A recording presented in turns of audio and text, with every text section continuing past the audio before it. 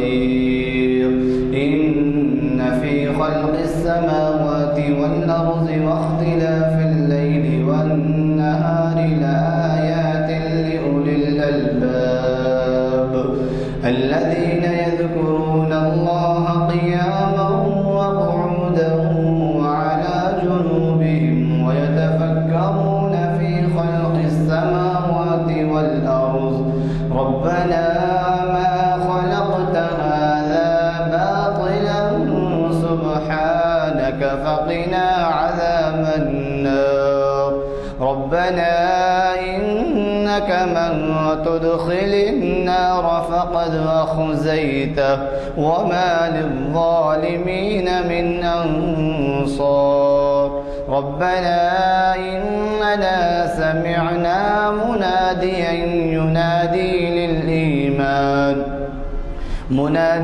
ينادي للإيمان أن آمنوا بربكم فآمنا ربنا فاغفر لنا ذنوبنا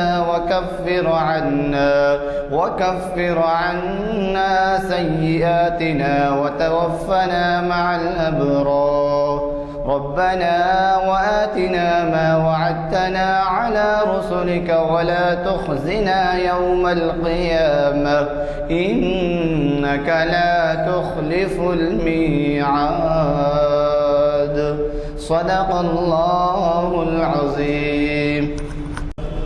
ابھی اعلان کیا جا چکا ہے کہ آج شریعت انفارمیشن سروس کی 738ویں نشست ہے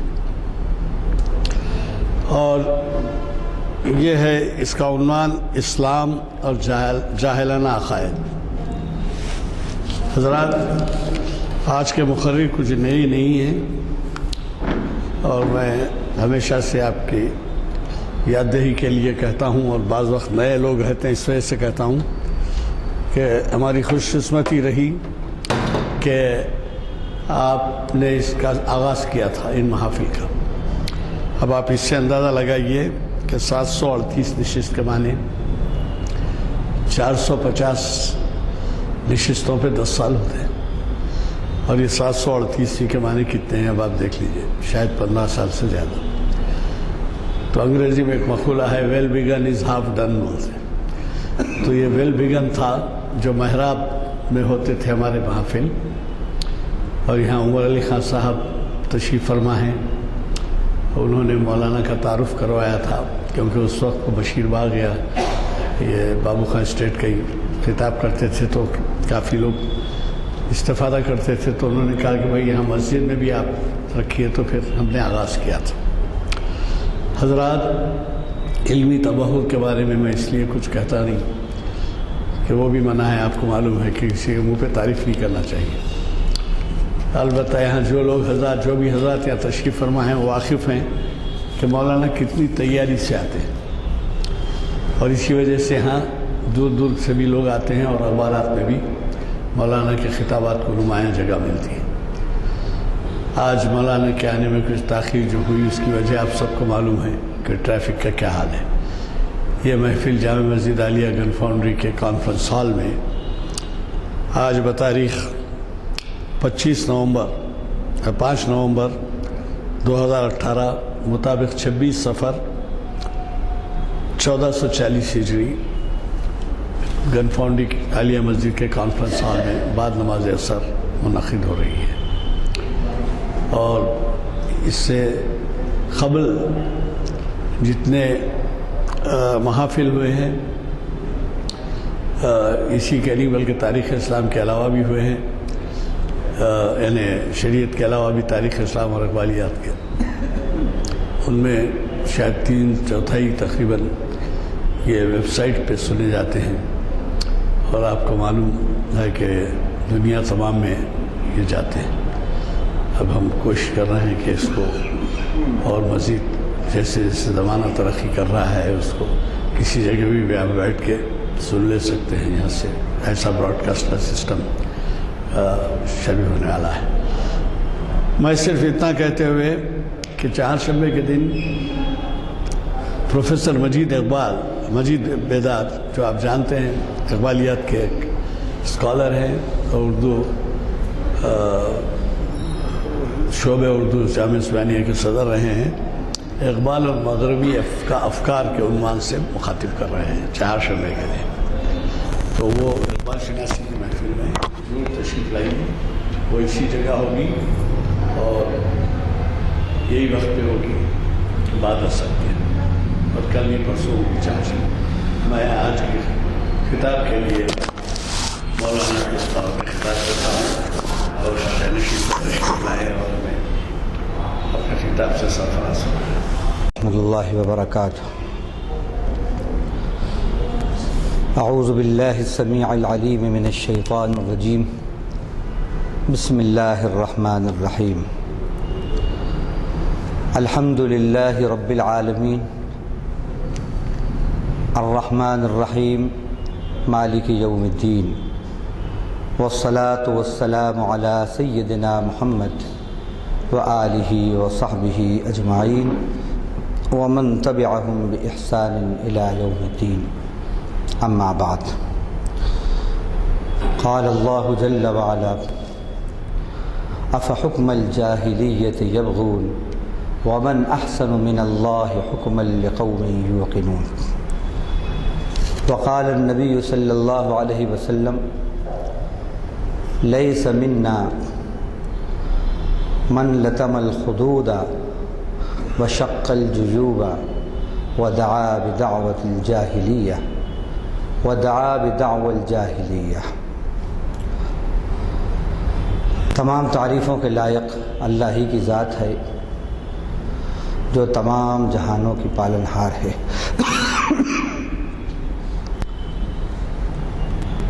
वो अल्लाह जो बहुत ही मेहरबान नहायत हम फरमाने वाला है, जो बदले के दिन का मालिक है। ऐसे बेमिसाल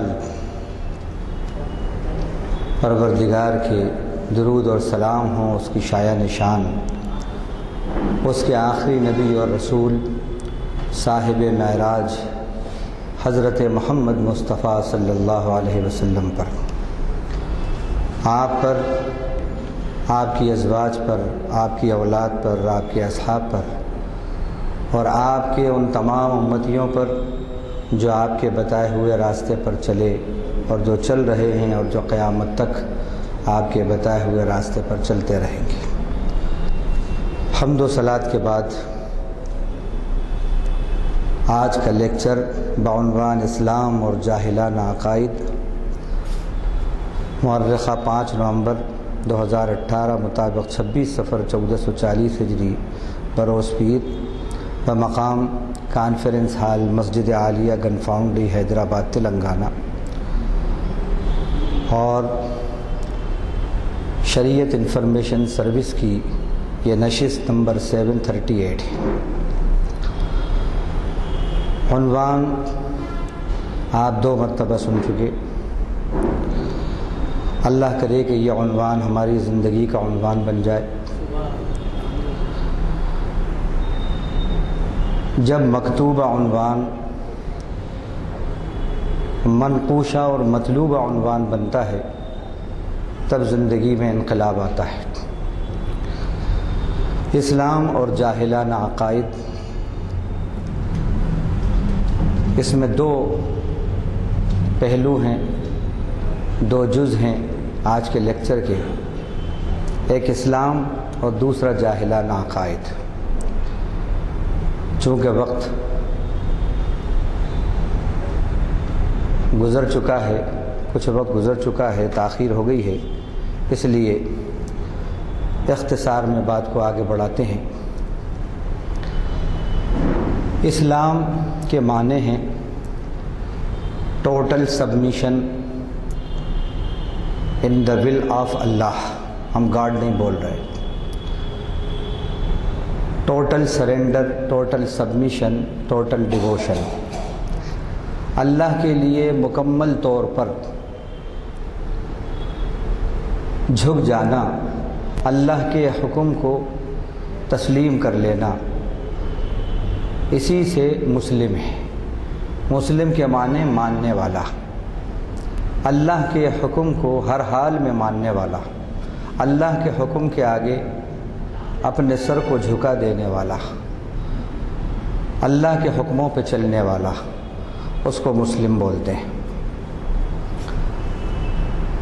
آپ صلی اللہ علیہ وسلم نے جو مسلمان کی تعریف کی، فرمایا المسلم من سلم المسلمون من لسانہ ویدہ، مسلمان وہ ہے جس کی زبان سے اور ہاتھ سے مسلمان محفوظ رہیں، ہر حال میں جو سب کے لیے مفید، سب کے لیے نفع بخش۔ اللہ کو اسلام اتنا پسند ہے کہ اللہ نے کائنات کی صفت بھی یہی بتائی، وَلَهُ أَسْلَمَ مَنْ فِي السَّمَاوَاتِ وَالْأَرْضِ طَوْعًا وَكَرْهًا وَإِلَيْهِ يُرْجَعُونَ۔ آسمانوں میں جو مخلوق ہے اور زمین میں جو مخلوق ہے سب اس کی فرما بردار ہے، سب مسلمان ہیں۔ اسی طرح فرمایا وَمَنْ يَبْتَغِ غَيْرَ الْإِسْلَامِ دِينًا فَلَنْ يُقْبَلَ مِنْهُ، دین اسلام کے علاوہ اگر کوئی اور دین لے کر آئے گا یا اور دین کوئی چاہے گا تو وہ ہرگز ہرگز اس سے قبول نہیں کیا جائے گا۔ ان الدین عند اللہ الاسلام، بے شک دین اللہ کے نزدیک اسلام ہی ہے، دین اسلام ہی دین ہے اللہ کے نزدیک۔ کیوں؟ اس لیے کہ یہ خدا کا مذہب ہے، یہ گاڈ میڈ ریلیجن ہے، اور باقی اس وقت جو پائے جا رہے ہیں وہ مین میڈ ریلیجن ہے۔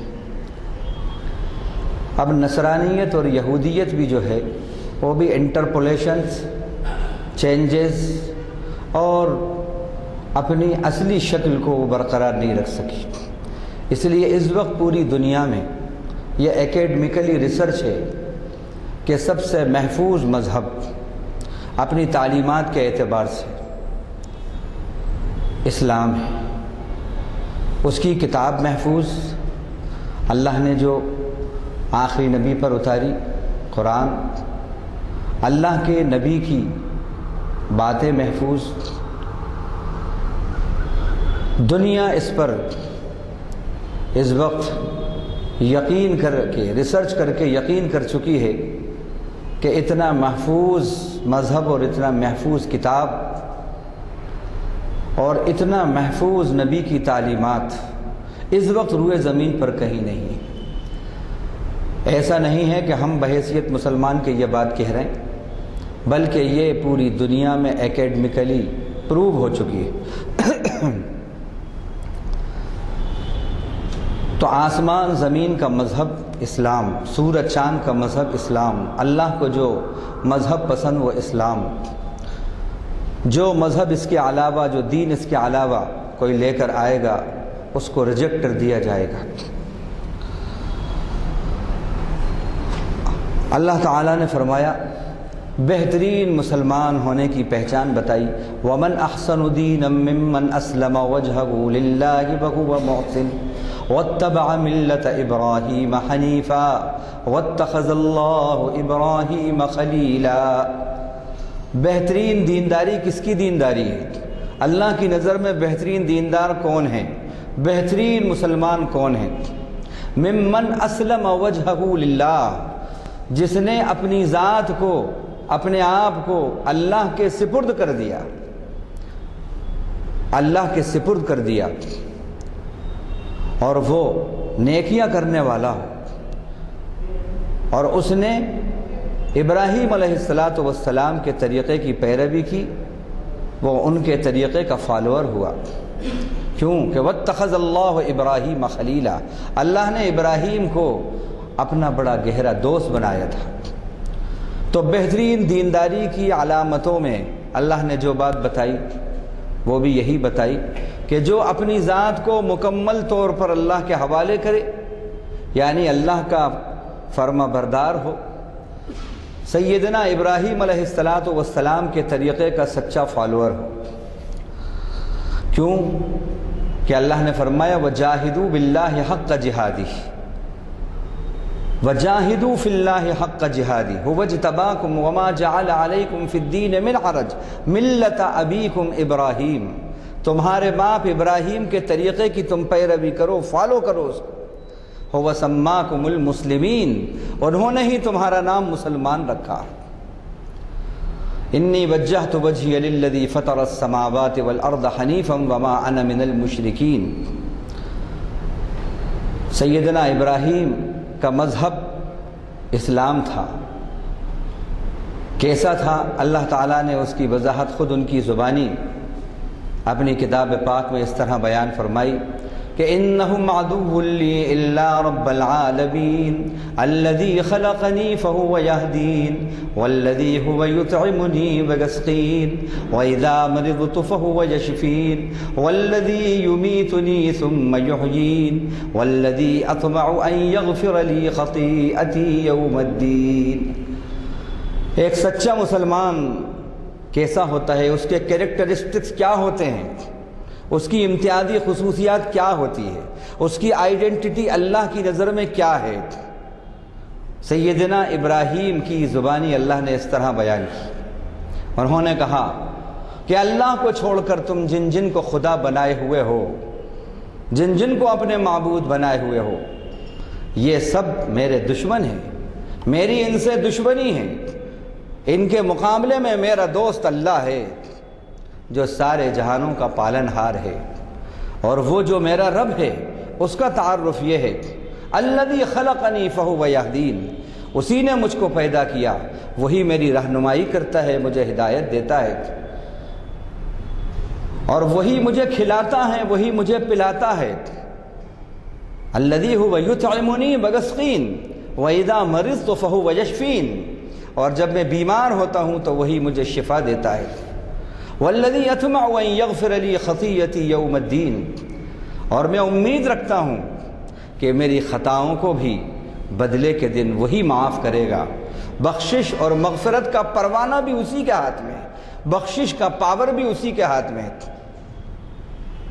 یہ سیدنا ابراہیم کی زبانی اللہ نے ایک سچے مسلم کا تعارف کرایا کہ وہ اللہ ہی کو ساقی مانتا ہے، اللہ ہی کو مطعم، کھلانے والا، پلانے والا، شفا دینے والا، شافی بھی وہی، ساقی بھی وہی، اور والی بھی وہی، مشرق اور مغرب کا پروردگار بھی وہی، اور غافر بھی وہی، بخشنے والا بھی وہی۔ اسی طرح فرمایا وَأَنِيبُوا إِلَىٰ رَبِّكُمْ وَأَسْلِمُوا لَهُ مِن قَبْلِ أَن يَأْتِيَكُمُ الْعَذَابُ ثُمَّ لَا تُنصَرُونَ۔ اپنے پروردگار کی طرف متوجہ ہو جاؤ اور اس کے فرما بردار ہو جاؤ، جھک جاؤ اس کے آگے، تسلیم کر لو اس کی باتیں، اس سے پہلے کہ عذاب پہنچ جائے تم پر اچانک اور تمہیں احساس بھی نہیں ہو۔ اسی طرح فرمایا یا ایھا الذین آمنوا ادخلوا فی السلم کافہ، اے ایمان والوں اسلام میں مکمل داخل ہو جاؤ۔ اب یہ عجیب بات ہے، ایمان والوں کو کہا جا رہا ہے اسلام میں مکمل داخل ہو جاؤ۔ علماء نے لکھا ہے کہ جب اسلام اور ایمان کا تذکرہ ہو الگ الگ تو دونوں کے ایک ہی معنی ہوں گے، جب ایک ساتھ آئیں گے تو پھر وہاں اسلام اور ایمان میں امتیاز ہوگا، لیکن جب دونوں کے معنی الگ الگ ہوں گے، دونوں الگ الگ ذکر کیے جائیں گے، تو جو ایمان کے معنی وہی اسلام کے معنی، جو اسلام کے معنی وہی ایمان کے معنی، لیکن جب دونوں ایک ساتھ آئیں گے تو وہاں تھوڑا سا فرق ہوگا۔ جیسے قالت الاعراب آمنا قل لم تؤمنوا ولكن قولوا اسلمنا ولما يدخل الايمان في قلوبكم، سورہ حجرات پارہ نمبر 27 میں اللہ تعالیٰ نے فرمایا، 26 میں اللہ تعالیٰ نے فرمایا کہ یہ دیہاتی کہتے ہیں ہم ایمان لے آئے، ان سے کہو کہ نہیں تم یہ مت کہو ہم ایمان لائے، بلکہ یہ کہو کہ ابھی ہم اسلام لائے، اور ایمان تو اب تک تمہارے دلوں میں داخل نہیں ہوا۔ تو اب ایمان والوں سے کہا جا رہا ہے کہ اسلام میں پورے داخل ہو جاؤ۔ کیا مطلب ہے؟ مطلب یہ ہے کہ تم ایمان کا مظاہرہ 100% کرو، اللہ کی فرما برداری کا مظاہرہ 100% کرو، پارٹلی، اوکیجنلی، ٹریڈیشنلی نہیں، کہ موسمی اسلام کا مظاہرہ نہیں کرو، جزوی اسلام کا مظاہرہ نہیں، کلی اسلام کا مظاہرہ کرو۔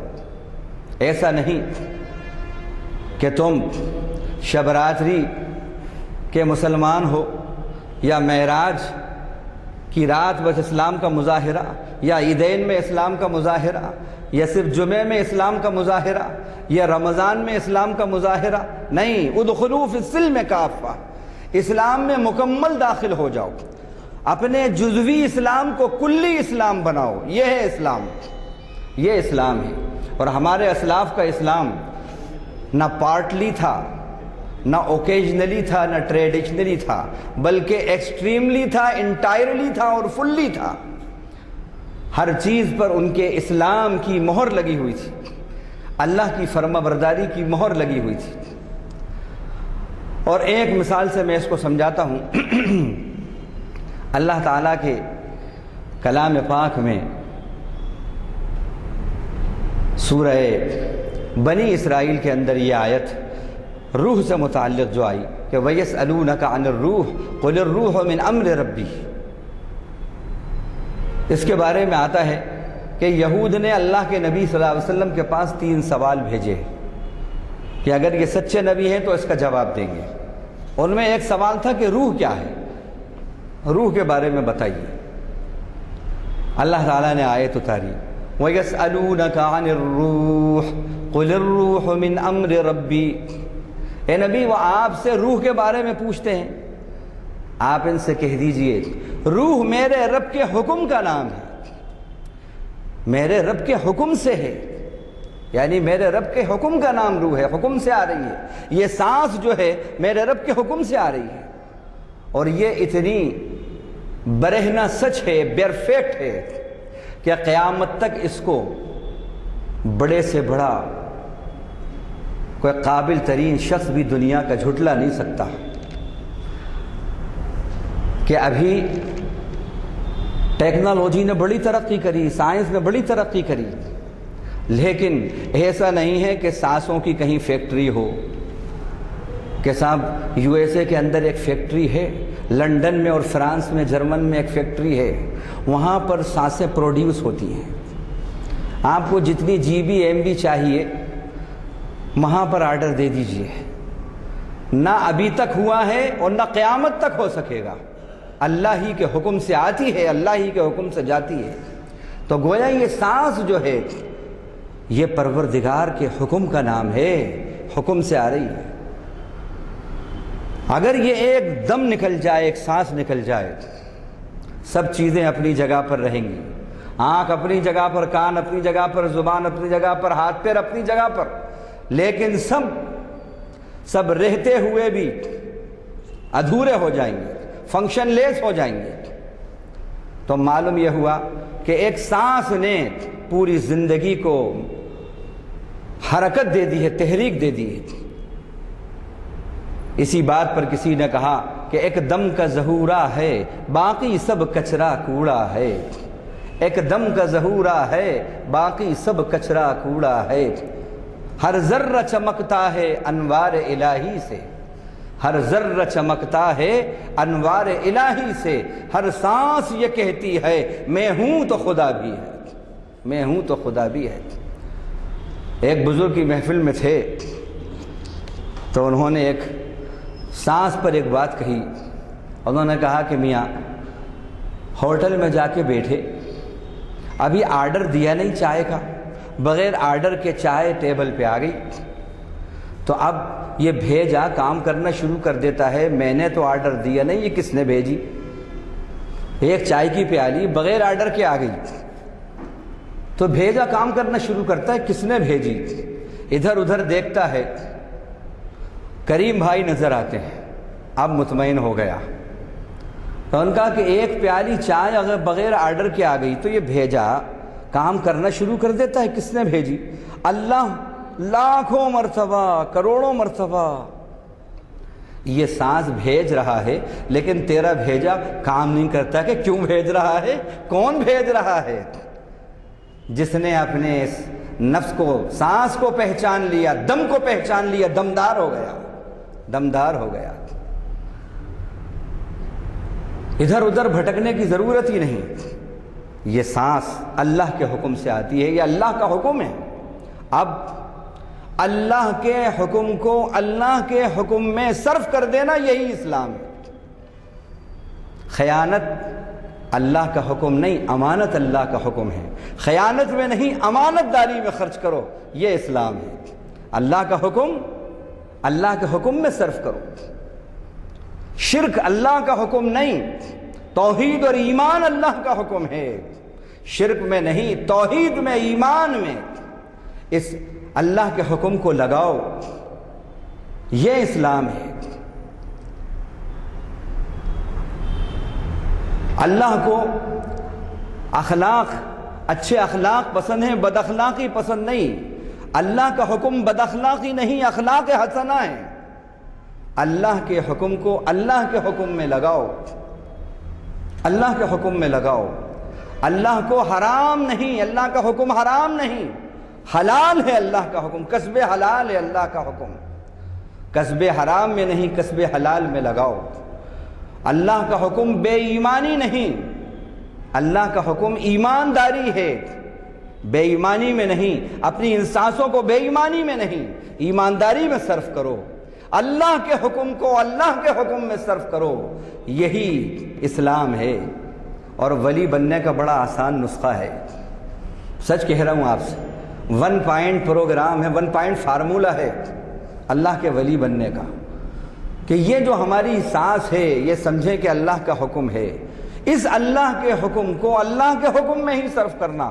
جن چیزوں کا اللہ نے حکم نہیں دیا، ہماری آنکھیں وہ دیکھیں گی نہیں، ہمارے ہاتھ وہ کریں گے نہیں، ہماری زبان اس کے بارے میں بولے گی نہیں، ہمارے پیر اس جگہ جائیں گے نہیں، ہمارے دماغ اور دل میں اس کے منصوبے نہیں بنیں گے، ہماری زبان سے اس کے چرچے نہیں ہوں گے۔ یہ ہے اللہ کے حکم کو اللہ کے حکم میں صرف کرو، یہی اسلام ہے۔ اور یہ اللہ کے ولی بننے کا بڑا آسان نسخہ ہے، کر کے دیکھیے۔ اللہ زبان میں تاثیر دے دے، اللہ عمل میں تاثیر دے دے، اللہ قلم میں تاثیر دے دے، اللہ آپ کے وجود میں تاثیر دے دے۔ تو اللہ تعالیٰ نے اسلام سے متعلق اللہ کے نبی نے فرمایا، من حسن اسلام المرء ترکہ ما لا یعنی، آدمی کے بہترین مسلمان ہونے کی دلیل یہ ہے کہ جو لا یعنی اور یوزلیس باتیں ہیں وہ ان کو چھوڑ دے۔ یہ مسلمان کی پہچان بتائی، مسلمان کی پہچان لا یعنی سے دور، بہترین اسلام کی یہ پہچان بتائی۔ جب یہ اسلام ہمارے اندر ہوگا، اللہ کے نبی نے فرمایا الاسلام یعلو ولا یعلی علیہ، اسلام ہمیشہ غالب آئے گا، اس پر کوئی مذہب غالب نہیں آئے گا۔ آپ نے یہ فرمایا، یہ اسلام سے متعلق بات۔ اب اسلام یہ کہتا ہے کہ بادشاہت اللہ کے ہاتھ میں، اندھیرے اجالے اللہ کے ہاتھ میں، عزت ذلت اللہ کے ہاتھ میں، زندگی موت اللہ کے ہاتھ میں، رزق خزانے اللہ کے ہاتھ میں، اولاد کا دینا نہ دینا اللہ کے ہاتھ میں، لڑکے اور لڑکیوں کا دینا اللہ کے ہاتھ میں، اور بے اولاد رکھنا اللہ کے ہاتھ میں، یہ سب اللہ کے ہاتھ میں۔ قل اللہم مالک الملک تؤتی الملک من تشاء وتنزع الملک ممن تشاء، یہ 2 آیتیں۔ یخلق ما یشاء یہب لمن یشاء اناثا ویہب لمن یشاء ذکور، یہ پوری آخر تک یہ آیت ہے۔ یہ اسلام تھا کہ جو ہوتا ہے اللہ کے حکم سے ہوتا ہے۔ ما اصابک من حسنۃ فمن اللہ، اسلام یہ کہتا ہے کہ جو بھی بھلائیاں پہنچتی ہیں اللہ کی طرف سے پہنچتی ہیں۔ قل لن یصیبنا الا ما کتب اللہ لنا، آپ فرما دیجئے کہ ہمیں جو بھی مصیبت پہنچتی ہے اللہ ہی کی نے جتنا لکھ دی ہے اتنا پہنچتی ہے، جتنا لکھ دی ہے اتنا پہنچتی ہے۔ آپ یہ بھی کہہ دیجئے کہ نفع اور نقصان کا مالک میں نہیں ہوں، نفع اور نقصان اللہ کے ہاتھ میں ہے، نفع اور نقصان اللہ کے ہاتھ میں ہے۔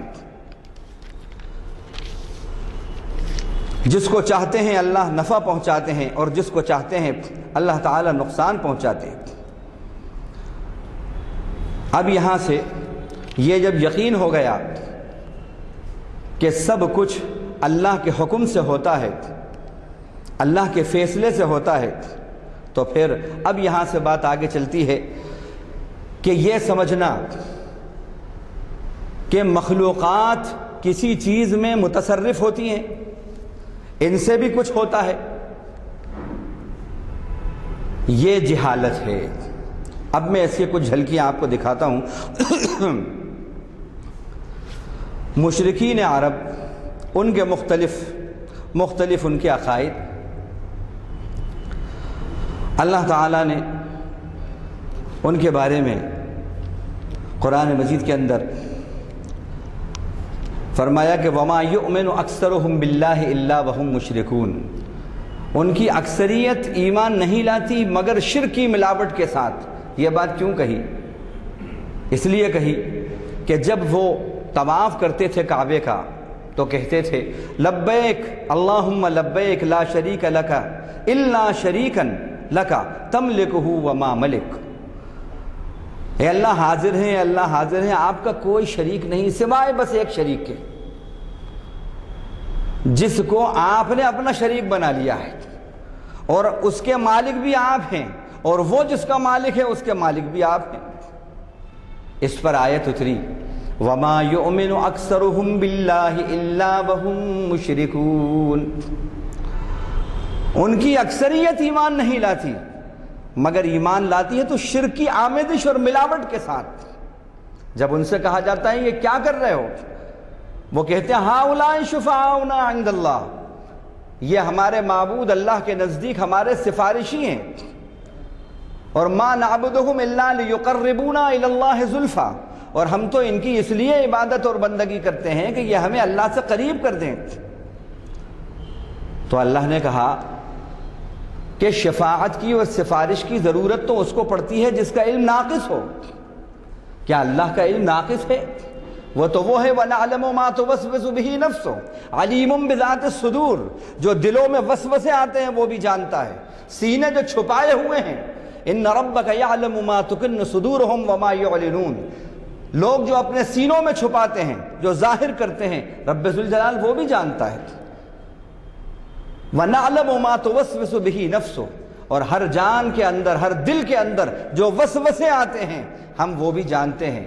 اللہ کی ذات گرامی تو ایسی ہے، تم اس کو کہہ رہے ہو کہ کوئی سفارش کرے گا تو اس کو علم ہوگا، سفارش کے بغیر اس کو علم نہیں، اس کا علم بہت وسیع ہے۔ ما تسقط من ورقۃ الا يعلمها، یہ ہے اس کا علم، ایک پتا نہیں گرتا زمین پر مگر اس پتے کا بھی اس کو پتہ ہوتا ہے کہ یہ پتا ہرا بھرا گرا ہے یا سوکھا گرا ہے، کون سا پتا گرا ہے، کس درخت کا پتا گرا ہے، کب گرا ہے، اس کا بھی اس کو پتہ ہے۔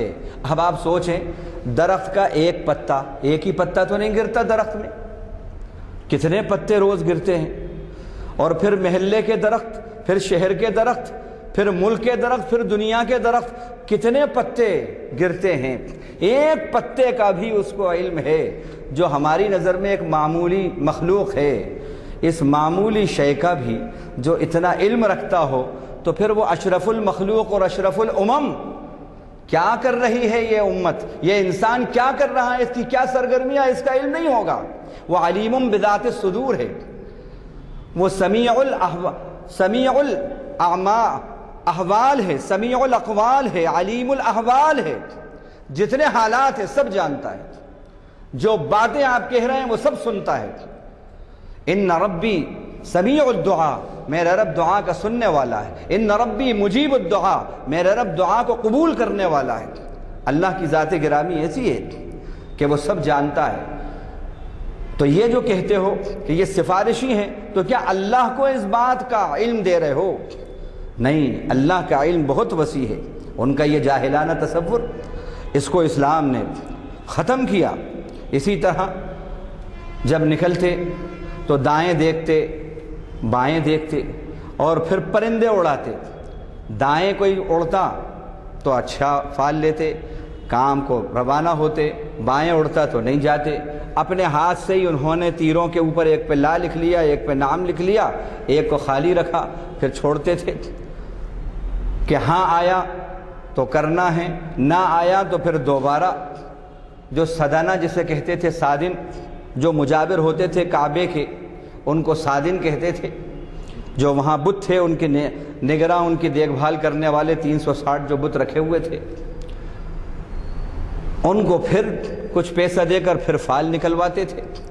یہ سب جاہلانہ ان کے عقائد۔ اب باتیں تو اور بہت سی تھیں، لیکن اب چونکہ وقت کم ہے اس لیے ہم یہ جو مہینہ چل رہا ہے سفر کا، اس سے متعلق جو جہالتیں تھیں وہ آپ کو بتا دیں۔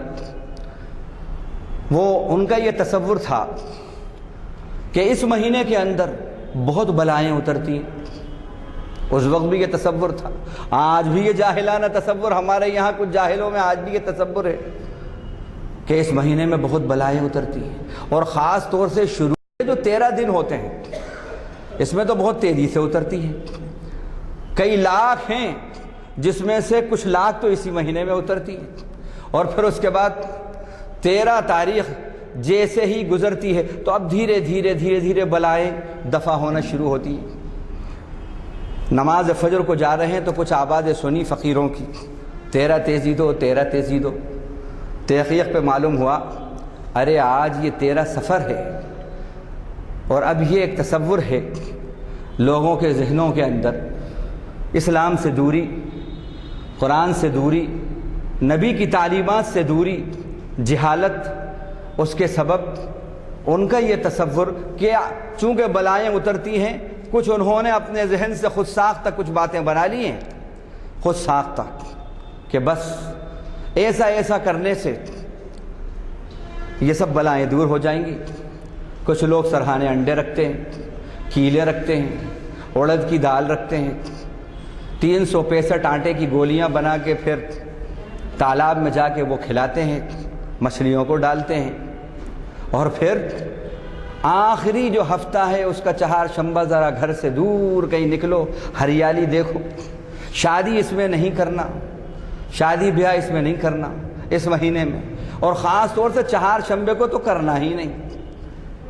یہ جو عقائد جاہلانہ یہ سب باتیں ہیں، اس وقت بھی یہ سب جاہلانہ باتیں تھیں، اسلام نے ان سب کی نفی کری، ان سب کی نفی کری۔ اس مہینے کو منحوس سمجھتے ہو، اور پھر اس میں بھی چہار شنبے کو منحوس، لیکن اللہ تعالیٰ اگر ولی عہد دے دیں اس مہینے میں تو کیا اس کا نام منحوس رکھتے ہو، مبارک رکھتے ہو؟ یہ کیا بات ہے؟ ارے وہ تو چہار شنبے کو ہوا اور پھر اس مہینے میں ہوا تو وہ تو بڑا منحوس ہے، پھینک دو گھوڑے پہ لے جا کے۔ نہیں، تو معلوم ہوا یہ سب خود ساختہ باتیں۔ عربوں کے یہاں بھی مشرکین عرب اسلام سے پہلے انہوں نے بھی ایسی خود ساختہ باتیں اپنی بنا لی کہ جب نکلتے تھے حج کے لیے احرام باندھ کے، کسی چیز کی ضرورت پڑی، بھول آئے، اب پھر آئیں گے تو اب دروازے سے نہیں آئیں گے، پیچھے سے آئیں گے یا اوپر سے آئیں گے، اور اس کو سمجھتے تھے بڑی نیکی ہے۔ اللہ تعالیٰ نے اس پر کہا يَسْأَلُونَكَ عَنِ الْأَهِلَّةِ قُلْ هِيَ مَوَاقِيتُ لِلنَّاسِ وَالْحَجُّ وَلَيْسَ الْبِرُّ بِأَنْ تَأْتُوا الْبُيُوتَ مِنْ ظُهُورِهَا وَلَكِنَّ الْبِرَّ مَنِ اتَّقَىٰ۔ یہ نیکی نہیں ہے کہ دروازے کے پیچھے سے آؤ یا نقب لگا کے آؤ، نیکی تو یہ ہے کہ تمہارے اندر تقویٰ ہو، اللہ کا ڈر ہو۔ تو خود ساختہ انہوں نے بھی اپنے طور پر کچھ باتیں بنا لی تھی اور اسے نیکی سمجھتے تھے۔ کعبے کا برہنہ طواف کرنا اس کو نیکی سمجھتے تھے، کہتے تھے کہ ہم ان کپڑوں کے اندر کعبے کا طواف کریں، یہ کپڑے تو ان کپڑوں میں گناہ ہوا ہے، گناہ والے لباس میں اللہ کے گھر کا طواف کریں۔ کیسے بے وقوف تھے! ارے بے وقوف، کپڑوں میں اگر گناہ ہوا ہے تو وہ گناہ کرنے والا کیا ہے؟ وہ تو جسم ہے، پھر اس جسم کو کاٹ کے پھر کرو طواف، کیسی بے وقوفی کی بات! جہاں جہالت ہوتی ہے وہاں جہالت اور جہالت بڑھتی چلی جاتی ہے۔ تو ایسی بہت سی ان کے یہاں پر ایسی جاہلانہ رسمیں، اور آج ہم یہ دیکھتے ہیں کہ ہمارے یہاں بھی بہت سی اس طرح کی رسمیں۔ اچھا، یہ اثر جو ہے یہاں پر برادران وطن سے بھی یہ اثر آتا ہے، بہت سے ان کے یہاں جیسے سی ایم صاحب کا 6 کا عدد جو ہے بڑا سوٹ کرتا ہے، تو 6 تاریخ کو ہی یہ ہوگا، 6 تاریخ کو ہی الیکشن ہوگا، 6 تاریخ کو ہی یہ ہوگا، فلاں 6 اور 9 یہ عدد بڑا سوٹ کرتا ہے۔ کسی نے کہا کہ نہیں صاحب، یہ جو ہماری حویلی ہے، یہ سی ایم ہاؤس جو ہے، واستو اس کا صحیح نہیں ہے، واستو صحیح نہیں ہے۔ معلوم یہ ہوا کہ کروڑہ روپیہ کا پھر دوسرا سی ایم ہاؤس بنایا گیا، کروڑہ روپیہ کا، صرف اس جہالت کی بنا پر کہ یہ واستو کے اعتبار سے صحیح نہیں ہے، اشبھ ہے، اور پتہ نہیں کیا کیا ہو۔ دیکھیے، جہاں جہالت ہوتی ہے وہاں مالی بھی نقصان، جانی بھی نقصان، اور آدمی بے وقوف بن جاتا ہے۔ اب میں آپ کو اسلام کا بتاؤں، اسلام یہ کہتا ہے لا نافع الا اللہ ولا ضار الا اللہ قل لا املک لنفسی نفعا ولا ضرا الا ما شاء اللہ۔ آپ کہہ دیجئے میں نہیں مالک ہوں اپنے آپ کو نہ نفع پہنچانے کا نہ نقصان پہنچانے کا، نفع و نقصان اللہ کے ہاتھ میں ہے۔ حضرت عمرو بن عاص، کیونکہ وقت ختم ہو رہا ہے، ابھی بہت سی باتیں تھیں، اگر موقع ہوا تو بعد میں پھر وہ کریں گے۔ حضرت عمرو بن عاص کو حضرت امیر المؤمنین عمر رضی اللہ عنہ نے مصر کا گورنر بنایا اور وہاں پہنچا دیا۔ مصر کے اندر زمانہ جہالت کے اندر یہ ان کا معاملہ تھا کہ دریائے نیل جو ہے وہ جب خشک ہو جاتی تو اس کے اندر ایک 17 سال کی کنواری لڑکی کو دلہن بنا کر بھیٹ چڑھایا جاتا تھا، اس میں ڈالا جاتا تھا، اور پھر اس کے بعد وہ آتی تھی۔ اب اسلامی حکومت ہوئی، حضرت عمرو بن عاص گورنر بنے، ان کے سامنے یہ بات آئی تو انہوں نے روک دیا۔ انہوں نے روک دیا تو معلوم ہوا کہ وہ قحط سالی کا موسم، بالکل قحط سالی کے مراحل آ گئے۔ اب یہ گھبرائے، انہوں نے خط لکھا حضرت امیر المومنین عمر فاروق رضی اللہ عنہ کو، انہوں نے انہیں شاباشی دی اور کہا تم نے بالکل صحیح کہا، نفع و نقصان میرے رب کے ہاتھ میں ہے، کسی کے ہاتھ میں نہیں ہے۔ کسی معصوم کو بھینٹ چڑھایا جائے، اسلام یہ نہیں کہتا، یہ جاہلانہ رسم ہے، اور اسلام کہتا ہے افحکم الجاہلیت یبغون، کیا جہالت کے فیصلے کو یہ چاہتے ہیں؟ وَمَنْ أَحْسَنُ مِنَ اللَّهِ حُكْمًا لِقَوْمٍ يُوقِنُونَ، اللہ سے بہتر فیصلہ ان لوگوں کے لیے جو ایمان والے ہیں کس کا ہو سکتا ہے؟ اللہ نے اس کو منع کیا ہے، یہ ظلم ہے، اور اللہ ان اللہ لا يحب الظالمین، ان اللہ لا يظلم مثقال ذرہ، اللہ ذرے کے برابر بھی ظلم پسند نہیں کرتا۔ چنانچہ انہوں نے خط لکھا کہ تم نے بہت اچھا کیا، ان کی تائید کی، اور ایک چھوٹا سا پرزہ اس خط کے اندر اپنی تحریر کا اور رکھا، اور کہا کہ یہ پرزہ میری طرف سے دریائے نیل میں ڈال دینا۔ اس پرزے پہ کیا لکھا تھا؟ کاغذ کے پرزے پہ اس پہ لکھا تھا من عبد اللہ عمر، اللہ کے بندے عمر کی طرف سے الی النیل، دریائے نیل کو یہ پیغام ہے۔ اور پھر اس کے بعد لکھا تھا او نیل، اگر تو اپنے طرف سے آتی ہے تو ہمیں ایک قطرہ نہیں چاہیے تیرا، لیکن اگر اللہ تجھے بھیجتا ہے ہم اس اللہ سے فریاد کرتے ہیں، دعا کرتے ہیں کہ وہ تیرے اندر پانی کو بھیجے اور تو سیراب ہو جائے۔ جیسے یہ ڈالنا تھا، بالکل صحیح بات اور مستند بات ہے، یہ روایت ہے کہ سورج غروب نہیں ہوا تھا، دریائے نیل لبالب ہو گئی، اور اس دن کا دن ہے کہ آج کا دن ہے، کبھی سوکھی نہیں۔ یہ اسلام ہے، یہ اسلام ہے۔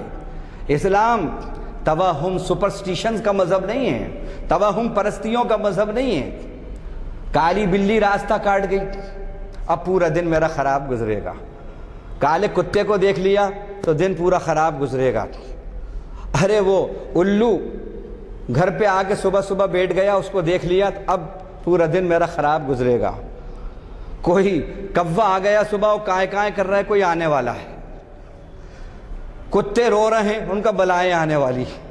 یہ اسلام کا اس سے کوئی تعلق، کتوں کے ہاتھ میں ہے، پرندوں کے ہاتھ میں ہے نفع نقصان، مخلوق کے ہاتھ میں ہے نفع نقصان، کے خالق کے ہاتھ میں ہے نفع نقصان۔ جو اللہ چاہتا ہے وہ ہوتا ہے، اللہ کے حکم سے ہوتا ہے، یہ کائنات اللہ کے حکم سے چل رہی ہے، اللہ کے فیصلے سے چل رہی ہے، مخلوق میں کوئی طاقت نہیں ہے۔ اب اس پر ایک حدیث سنا کے بات کو ختم کرتا ہوں۔ 70% اور بھی باتیں تھیں لیکن وہ چھوڑتا ہوں کیونکہ وقت ہو رہا ہے۔ اللہ کے نبی صلی اللہ علیہ وسلم نے حضرت عبداللہ ابن عباس کو کچھ نصیحتیں کی، اور حضرت عبداللہ ابن عباس جو ہیں آپ کے سامنے آپ نے فرمایا، کہتے ہیں حضرت عبداللہ ابن عباس، یہ ترمذی شریف میں حدیث آئی ہے اور امام ترمذی نے اس کو صحیح اور حسن کہا ہے، کہتے ہیں کنت خلف رسول اللہ صلی اللہ علیہ وسلم یومن، میں ایک دن آپ کی سواری پہ آپ صلی اللہ علیہ وسلم کے پیچھے بیٹھا ہوا تھا، آپ نے فرمایا یا غلام انی اعلمک کلمات احفظ اللہ یحفظک، اے بچے، غلام کے معنی بچے، یہ اردو کا غلام نہیں ہے کہ تم ہمارے غلام ہو، یہ عربی میں غلام لیڈ کو کہتے ہیں، بچے کو کہتے ہیں، اے بچے میں تجھے کچھ کلمات سکھاتا ہوں، کچھ باتیں بتاتا ہوں، سکھاتا ہوں تجھے، کیا ہیں وہ باتیں؟ احفظ اللہ یحفظک، سبحان اللہ، یہ اللہ کے نبی ہم سب سے مخاطب ہیں، سمجھیے آپ، ان کے توسط سے ہم سب کی اصلاح ہو رہی ہے، معلم کائنات ہیں، رحمت للعالمین ہیں، کہا تو اللہ کی حفاظت کر، اللہ تیری حفاظت کرے گا، کیا اللہ ہماری حفاظت کا محتاج ہے؟ واللہ خیر الحافظین ہے، کیا مطلب؟ اللہ کے حکموں کی تو حفاظت کر، اللہ کی شریعت کی تو حفاظت کر، اللہ کے اسلام کی تو حفاظت کر، اللہ کے دین کی تو حفاظت کر، اللہ تیری حفاظت کرے گا، گارنٹی لے گا، اللہ کے نبی نے فرمایا، پھر فرمایا احفظ اللہ تجدہ تجاہک، اللہ کی حفاظت کر، یعنی اللہ کی باتوں کی، اللہ کے احکام کی حفاظت کر، ان پہ عمل کر، تو اللہ کو تو اپنے سامنے پائے گا، اپنے سامنے پائے گا۔ وَإِذَا سَأَلْتَ فَاسْأَلِ اللَّهَ، اور جب تجھے سوال کرنے کی ضرورت پڑے تو اللہ سے سوال کر۔ وَإِذَا اسْتَعَنْتَ فَاسْتَعِنْ بِاللَّهِ، جب مدد مانگنے کی ضرورت پڑے تو اللہ سے مدد مانگ۔ واللہ خیر المستعان، بہترین مدد کرنے والا اللہ ہے، واللہ خیر الناصرین، بہترین مدد کرنے والا اللہ ہے۔ وَعَلَمْ أَنَّ الْأُمَّةَ، اور سمجھ لے کہ پوری امت، پورے لوگ، لَوِ اجْتَمَعَتْ عَلَىٰ أَن يَنفَعُوكَ بِشَيْءٍ، اگر سب کے سب جمع ہو جائیں اور تجھ کو وہ ذرا سا بھی نفع پہنچانا چاہیں، لَمْ يَنفَعُوكَ إِلَّا بِشَيْءٍ قَدْ كَتَبَهُ اللَّهُ لَكَ، وہ نہیں پہنچائیں سکتے تجھ کو نفع مگر اتنا جتنا کہ اللہ نے تیرے مقدر میں نفع لکھ دیا ہے۔ وَلَوِ اجْتَمَعُوا عَلَىٰ أَن يَضُرُّوكَ بِشَيْءٍ، اور اگر وہ سب کے سب جمع ہو جائیں اور تجھے نقصان پہنچانا چاہیں تو کچھ بھی نقصان نہیں پہنچا سکتے مگر بس اتنا جتنا اللہ نے لکھ دیا ہے۔ قد کتب اللہ علیک، یہ اللہ کے نبی صلی اللہ علیہ وسلم کی جو تعلیمات اور آپ کی نصیحتیں تھیں، یہ اس کے اندر وہ باتیں بتائیں۔ اور مسلم شریف اور بخاری شریف کی انہی سے ایک روایت ہے کہ انہوں نے کہا کہ اللہ کے نبی صلی اللہ علیہ وسلم نے ایک مرتبہ صحابہ سے کہا عَنَزْتُ عَلَيَّ الْأُمَمْ، میرے اوپر امتوں کو پیش کیا گیا، تو میں نے دیکھا ایک نبی کو، ان کے ساتھ وَمَعَهُ الرَّجُلُ، ایک آدمی ہے، اور ایک نبی کو دیکھا وَمَعَهُ الرُّهَيْبُ، چھوٹی سی مختصر سی ان کے ساتھ جماعت ہے، اور ایک نبی کو دیکھا ان کے ساتھ کوئی نہیں ہے۔ میں ترجمہ بتا رہا ہوں، متن اس میں لکھا ہے کیونکہ وقت کم ہے۔ حَتَّى رَأَيْتُ سَوَادًا عَظِيمًا، پھر کیا دیکھتا ہوں کہ ایک طرف بہت بھیڑ ہے، تو میں نے کہا شاید یہ میری امت ہو، کہا گیا لا ھذا موسیٰ وامتہ، یہ موسیٰ اور ان کی امت ہے۔ پھر اس کے بعد کہا کہ انظر الی الافق، اب ذرا افق پہ دیکھو، دیکھیے، تو میں نے جو دیکھا افق پہ تو کیا دیکھتا ہوں فَإِذَا سَوَادٍ عَظِيمٍ قَدْ سَدَّ الْأُفُقَ، ایک جم غفیر ہے جس نے پورے افق کو گھیر لیا ہے۔ کہا گیا ہؤلاء امتک، یہ ہے آپ کی امت، وَمَعَهُمْ 70,000، اور ان کے ساتھ 70,000 لوگ يَدْخُلُونَ الْجَنَّةَ مِنْ غَيْرِ حساب، بغیر حساب کے جنت میں داخل ہوں گے، وَلَا عَذَابٍ، اور بغیر عذاب کے جنت میں داخل ہوں گے۔ بس یہ کہہ کر رسول اللہ صلی اللہ علیہ وسلم چلے گئے، اپنے گھر میں داخل ہوئے۔ اب صحابہ میں چیمیں گوئیاں ہوئیں، ان کا یہ کون لوگ ہیں؟ تو بعض نے کہا کہ یہ وہ لوگ ہیں کہ جو اسلام میں ہی پیدا ہوئے، بعض نے کہا کہ یہ وہ لوگ ہیں جنہوں نے کبھی شرک نہیں کیا، دوسروں نے کہا کہ نہیں، یہ وہ ہیں جو رسول اللہ صلی اللہ علیہ وسلم کے صحابہ ہیں آپ، اور انہوں نے آپ کے ساتھ جہاد کیا۔ آپ یہ تشریف لائے، دیکھا کہ یہ لوگ کسی چیز گفتگو میں مصروف ہیں، کسی بحث مباحثے میں مصروف ہیں، پوچھا کیا گفتگو کر رہے تھے؟ ان کا اللہ کے نبی آپ نے کہا 70,000 لوگ بغیر حساب اور عذاب کے جنت میں داخل ہوں گے، ہم ان کے بارے میں سوچ رہے تھے وہ کون لوگ ہوں گے۔ تو آپ صلی اللہ علیہ وسلم نے جو فرمایا اسی پہ بات ختم کرتا ہوں۔ آپ نے فرمایا سنو وہ کون لوگ ہیں، هم الذين يرقون ولا يسترقون ولا يتطيرون ولا يكتبون وعلى ربهم يتوكلون. وہ لوگ ہیں نہ جھاڑا پھونکی کرتے ہوں گے، نہ جھاڑا پھونکی کو پسند کرتے ہوں گے، اور نہ بدفعلیاں لیتے ہوں گے کہ ایسا ہو گیا ویسا ہو گیا ویسا ہو گیا، جہالت کی باتیں، اور نہ اپنے اوپر داغ لگواتے ہوں گے، اور اپنے رب پر ہر وقت بھرپور بھروسہ اور یقین رکھتے ہوں گے. جو عمل کرتے ہیں اپنے رب پہ یقین اور بھروسہ کر کے کرتے ہیں، یہ وہ مبارک لوگ ہیں کہ جن کو بغیر حساب کتاب کے جنت میں داخل کیا جائے گا. اللہ سے دعا ہے کہ پروردگار محض اپنے لطف و کرم سے ہم سب کو بھی ان 70,000 میں شامل فرما لے، اپنے کرم سے، اپنی رحمت سے، اپنے فضل سے. وآخر دعوانا الحمدللہ رب العالمین.